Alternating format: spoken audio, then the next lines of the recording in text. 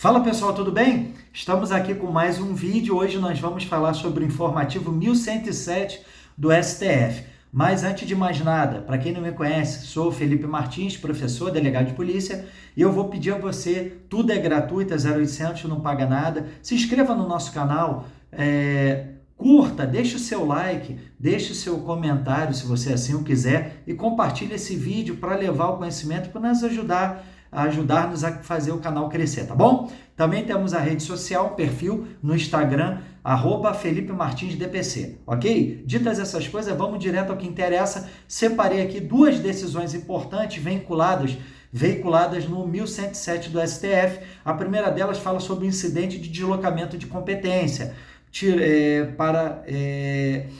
sendo inserida pela Emenda Constitucional 45 de 2004, que inseriu o parágrafo 5º ao artigo 109 da Constituição, prevendo que cabe somente ao Procurador-Geral da República, PGR, suscitar esse incidente perante o STJ.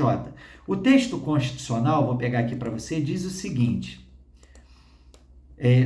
nas hipóteses de grave violação de direitos humanos, o Procurador-Geral da República, com a finalidade de assegurar o cumprimento de obrigações decorrentes de tratados internacionais de direitos humanos, dos quais o Brasil seja parte, poderá suscitar perante o Superior Tribunal de Justiça, em qualquer fase do inquérito ou do processo, incidente de deslocamento de competência para a Justiça Federal. Perfeito? Bom, temos essa previsão, já temos casos concretos, alguns de incidentes instaurados perante o STJ, só que foi questionada a constitucionalidade, tá?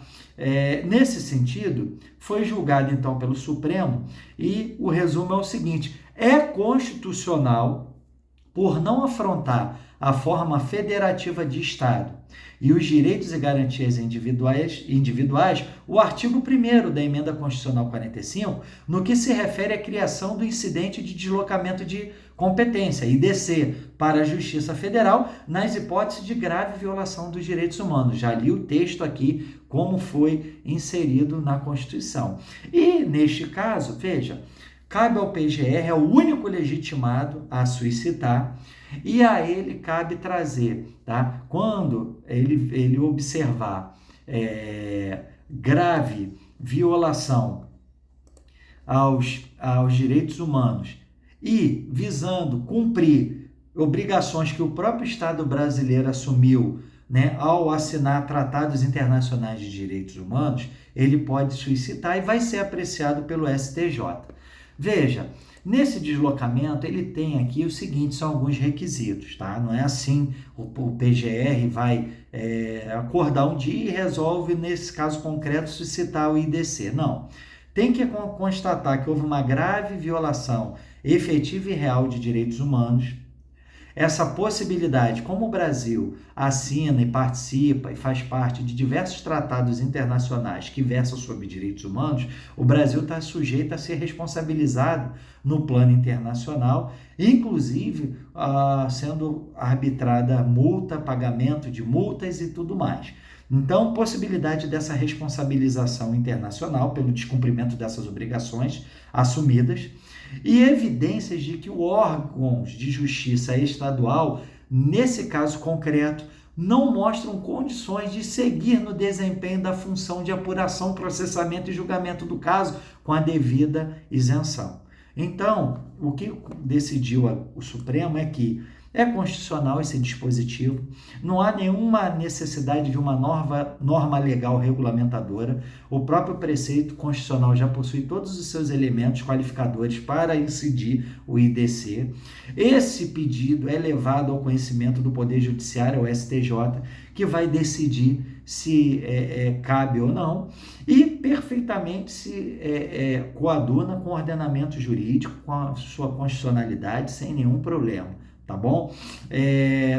Vou trazer aqui, inclusive, temos alguns exemplos práticos. O primeiro incidente de deslocamento de competência foi no caso da morte, né, do homicídio, em que foi contra a missionária irmã Dorothy Strange, religiosa norte-americana, que fazia trabalhos em favor da reforma agrária e os povos da Amazônia, ela foi morta no estado do Pará, e esse IDC ele foi rejeitado. Por quê? Porque as autoridades estaduais não ficou demonstrado que havia qualquer tipo de problema, falta de isenção, falta de condições para que fosse feita a investigação, para que fosse, no caso, oferecida a denúncia, feito o julgamento. Tanto é que, após 3 julgamentos, o mandante do crime, inclusive, foi condenado a 30 anos de prisão. Tá? Então, foi rejeitado. E nós temos aqui casos em que fora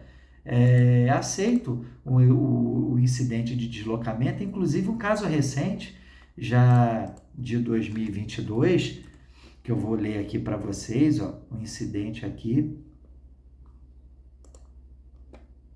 IDC, aqui, informativo 744 do ano passado, terceira sessão, 15 de agosto de 2022, IDC 9 de São Paulo, foi deferido incidente de deslocamento, IDC, na questão, nos casos conhecidos na época como Maio Sangrento e Chacina do Parque Bistrol, onde pessoas vieram a óbito numa ação que teria relação com as mortes provocadas pelo PCC em 2006, principalmente, infelizmente, de policiais naquela época. E logo em seguida ocorreu essa chacina lá nesse bairro, no Parque Bistrol, e aqui, nesse caso, foi considerado que houve sim uma grave violação de direitos humanos e havia também a incapacidade das autoridades estaduais lá em São Paulo em apurar, em promover o esclarecimento do fato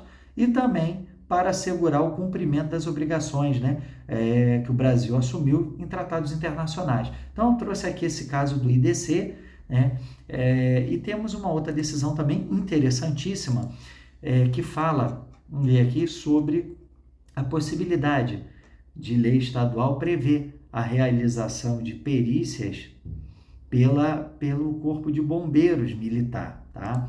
Olha só, veja bem, é constitucional norma de Constituição estadual que atribui ao Corpo de Bombeiros Militar competência para coordenação e execução de perícias de incêndio e explosões em locais sinistros, ok. O problema aqui, a única coisa que ficou ressalvada, lógico, o Corpo de Bombeiros é o órgão, né, de segurança pública que atua na prevenção desses sinistros, nas ocorrências, quando ocorre um incêndio, quando ocorre esse tipo de desastre, é atuar. E a lei estadual aqui, a DI 2776 do Espírito Santo, ela legislou e trouxe essa atribuição. Ok, única ressalva feita essa atuação, né, do legislador estadual era concorrente, então não tem vício nenhum de constitucionalidade. Agora, essa atuação, ela tem, né, a finalidade de resguardar direitos fundamentais, máxima efetividade das funções confiadas a essas corporações, tá? Mas a única coisa, tá, é que julgou parcialmente procedente apenas para declarar a inconstitucionalidade sem redução do texto do artigo da Constituição do Estado do Espírito Santo, 130, para excluir a exclusividade. Ou seja, lógico, a Polícia Civil tem, em casos de incêndio, até para apurar responsabilidades, a necessidade de ser realizada uma perícia técnica. Em diversos estados da federação, a perícia é parte integrante da própria Polícia Civil, em outros ela é autônoma, como aqui no Paraná, temos a Polícia Científica, no Rio Grande do Sul, não tem problema, a discussão não é essa. A questão é que não ali extrapolou a sua constitucionalidade quando deu exclusividade.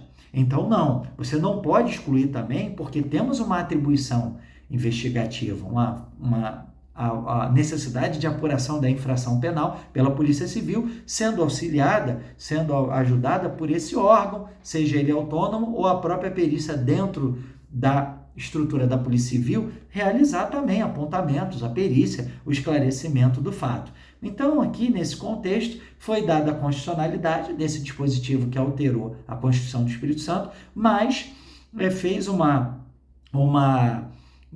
na verdade, houve uma inconstitucionalidade parcial apenas para excluir a interpretação de exclusividade. Mas o fato de atribuir essa função para o Corpo de Bombeiros, dar a ela essa coordenação e execução de perícias em locais de incêndio, ok, desde que não seja exclusiva e desde que não atrapalhe o trabalho próprio da Polícia Judiciária, próprio das polícias científicas, beleza? Então são esses dois julgados interessantes, artigo informativo 1107, que eu quero deixar aqui para vocês. E mais uma vez, se inscreva, é de graça, curta, ative o sininho das notificações, compartilhe e até o próximo vídeo.